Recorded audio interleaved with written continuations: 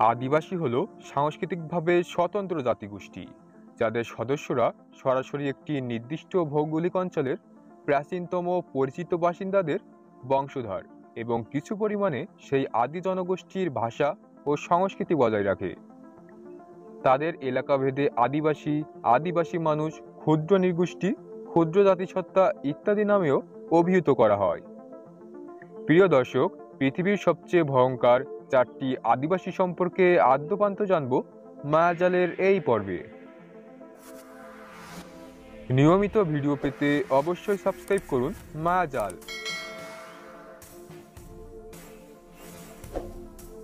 পৃথিবীর সবচেয়ে ভয়ঙ্কর চারটি আদিবাসীর মধ্যে প্রথম অবস্থানে রয়েছে আসমাত উপজাতি। মাথা কাটার পর খুলি দিয়ে বালিশ তৈরি করেন ওরা, খাবারও খান সেই খুলিতেই। আসমাত উপজাতির মানুষেরা শুধু তাদের শত্রুদের শিকার করার জন্য নয়, রীতিমতো শত্রুদের মেরে তাদের মাংস খাওয়ার পদ্ধতির জন্য কুখ্যাত। নিউ গিনির ঘন জঙ্গলের অনাবিষ্কৃত অঞ্চল, আধুনিক মানুষের পা সেই অর্থে পড়েনি এই অঞ্চলে। এই অঞ্চলেই আসমাত উপজাতির বাস। এই উপজাতির যোদ্ধারা নৃশংসভাবে হামলা চালান শত্রুপক্ষের উপর। হামলা চালিয়ে শত্রুদের হত্যা করে ফেলেন তারা। শত্রুকে খুন করার পর তাদের মাথা কেটে তা দিয়ে উদারপূর্তি করেন এই উপজাতির মানুষেরা। তবে কি করে এই উপজাতির সদস্যরা মৃতদের মাথা ভক্ষণ করেন তা জানলে যে কোনো মানুষ অবাক হতে বাধ্য।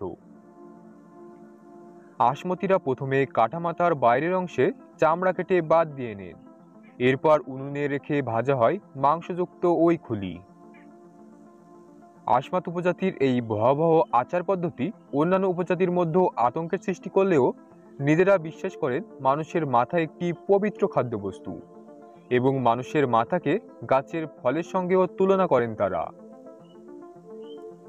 মাথা কাটার পর বাকি দেহ নিয়েও কারসাজি করতে ছাড়েন না এই উপজাতির মানুষেরা। কাটা দেহ নিজেদের উরুর উপর রেখে প্রার্থনা করেন তারা। মনে করেন এই প্রক্রিয়ার মাধ্যমে মৃত ব্যক্তির দৈহিক ক্ষমতা তাদের কাছে চলে আসবে।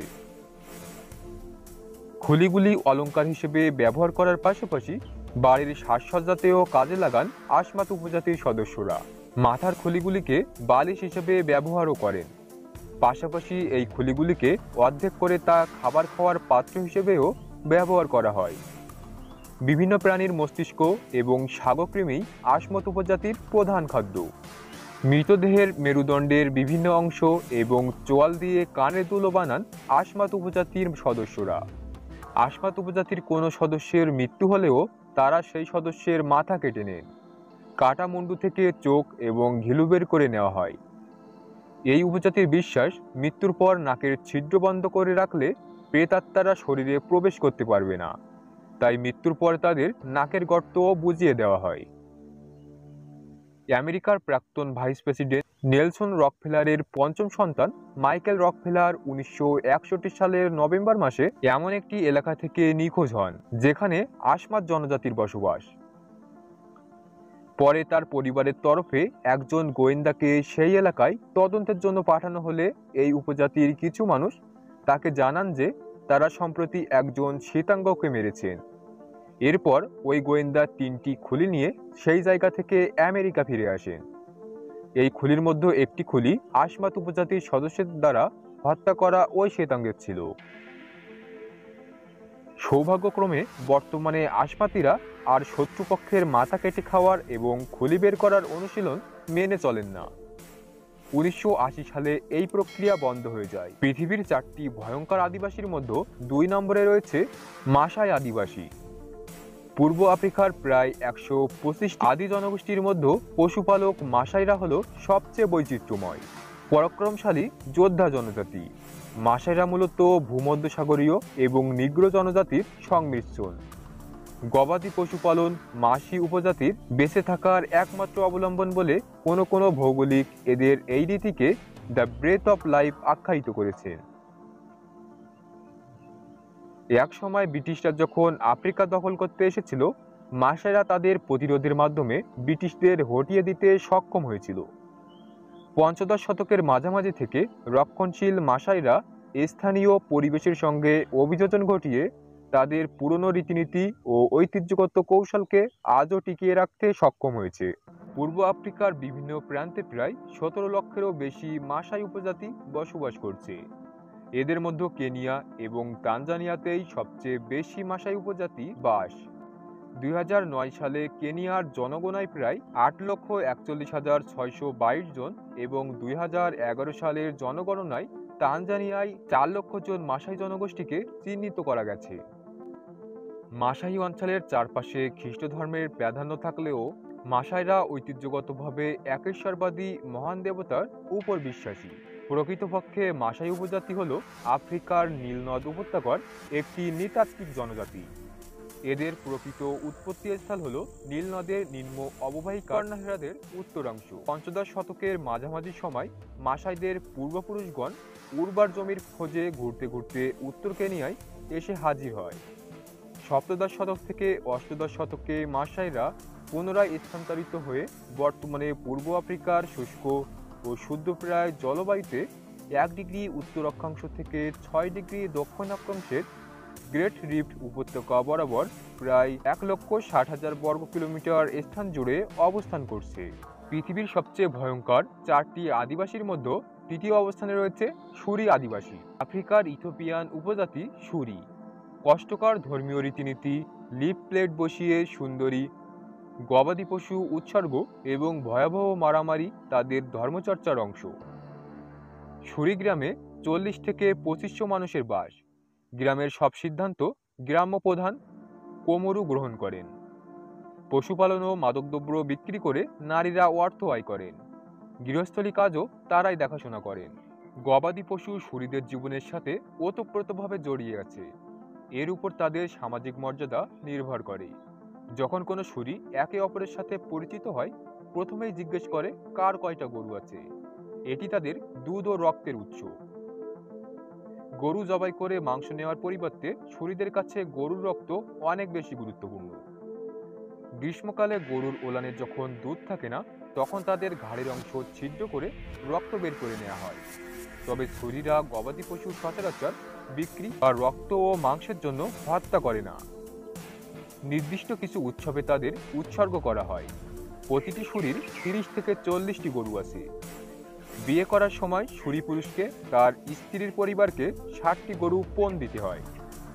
এমনকি সুরি উপজাতিরা অন্য উপজাতির থেকে তাদের পশুকে রক্ষা করতে নিজেদের জীবনের ঝুঁকি নিয়ে থাকে। গরু মারা গেলে সুরিরা কান্না করে ও শোক প্রকাশ করে। বর্তমানে সুরি গ্রামে অনেক দর্শনার্থী ভ্রমণ করলেও সুরিদের ব্যবহার সম্পর্কে খুব বেশি তথ্য আসেনি। অবশ্য তাদের ব্যবহারের ব্যাপারে ভালো অভিজ্ঞতা কারোরই হয়নি। পর্যটকরা অনুমতি ছাড়া তাদের ছবি তুললে তার বিনিময়ে অর্থ দাবি করে বসে সুরিরা। পৃথিবীর সবচেয়ে ভয়ঙ্কর 4টি আদিবাসীর মধ্যে সর্বশেষ এবং চতুর্থ অবস্থানে রয়েছে সেন্টিনেল জনগোষ্ঠী। সেন্টিনেল জনগোষ্ঠী হল আন্দামানি জনগোষ্ঠীর অন্তর্ভুক্ত একটি বিচ্ছিন্ন জনগোষ্ঠী। বঙ্গোপসাগরের আন্দামান দ্বীপপুঞ্জে বসবাসরত একটি বিচ্ছিন্ন আদিবাসী জনগোষ্ঠীর অন্তর্ভুক্ত এই জাতি দক্ষিণ এশীয় জনগোষ্ঠীগুলোর একটি। গ্রেট আন্দামান উত্তর সেন্টিনেলি দ্বীপপুঞ্জে এই জনগোষ্ঠীর বাস। বহিরাগতদের উপর আক্রমণাত্মক মনোভাবের জন্য তারা বিশেষভাবে পরিচিত। সেন্টিনেলি জাতি মূলত একটি শিকারী নির্ভর জাতি। তারা তাদের বেঁচে থাকার জন্য প্রয়োজনীয় উপকরণ শিকার, মাছ ধরা এবং বন্য লতাপাতার মাধ্যমে সংগ্রহ করে। এখন পর্যন্ত তাদের মাঝে কৃষিকাজ করা বা আগুন ব্যবহারে প্রমাণ পাওয়া যায় না। নর্থ সেন্টিনেল পোর্ট ব্লেয়ার থেকে মাত্র 50 কিলোমিটার দূরে অবস্থিত দ্বীপটিতে থমকে আছে সময়। আধুনিক সমাজের কোনো সুযোগ সুবিধাই নেই সেখানে। তবুও সেখানে বসবাস করছে একদল মানুষ, যাদের কাছে আধুনিক মানুষ অর্থাৎ আমরা চরম শত্রু।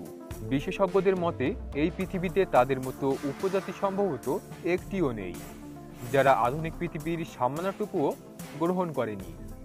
তাদের সময় আটকে আছে 60,000 বছর আগের পৃথিবীতে। এখনও তারা আদিম মানুষের মতো প্রায় উলঙ্গ জীবনযাপন করছে। আগুনের ব্যবহারটুকুও জানা নেই। সেখানকার উপজাতির সংখ্যা হবে 200 থেকে 400 জনের মধ্যেই। এর বেশি কিছুই প্রায় জানা যায় না সেন্টিনেলিজদের নিয়ে। 1296 সালে মার্কো পোলোর লেখায় উল্লেখ মেলে সেন্টিনেলিজদের। তিনি লিখেছিলেন এই উপজাতির মানুষরা নরখাদক। এদের চোখ লাল ও তীক্ষ্ণ দাঁত।